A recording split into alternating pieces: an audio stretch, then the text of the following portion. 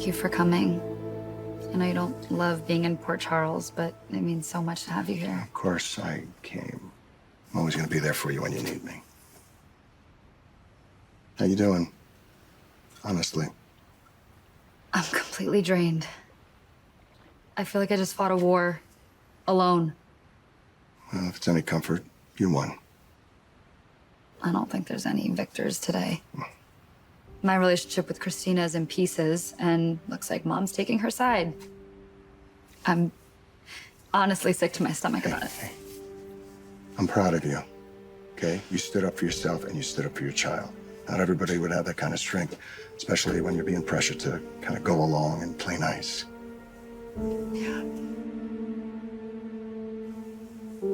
You are a complete marvel.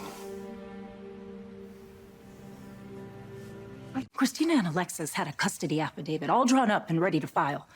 Molly found it in Alexis's briefcase. Wow. I had no idea. It is just so infuriating. I mean, we all knew that Kristina had rights as a baby's biological mother. TJ's been worried about that for months. But this baby was conceived because TJ and Molly so desperately wanted to be parents.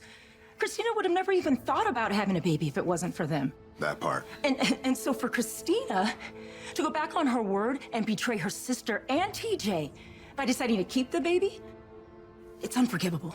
And for Alexis to help Kristina knowing what it would do to Molly and TJ, that baby was his biological child.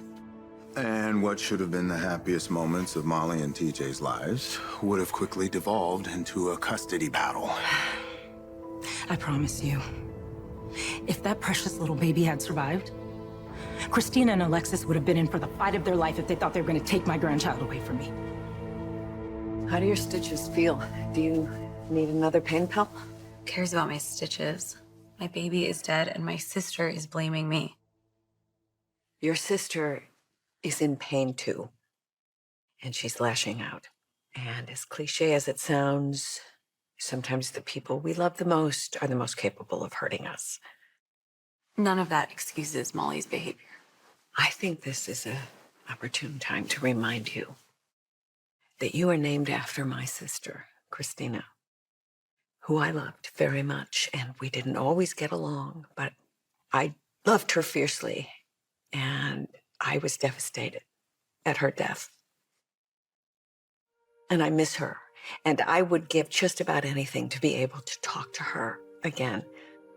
Now you and Molly are still here, and you are at odds, and I get how critical this is, but you are gonna have to find a way to repair your relationship.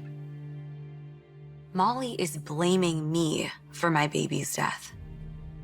I will never forgive her.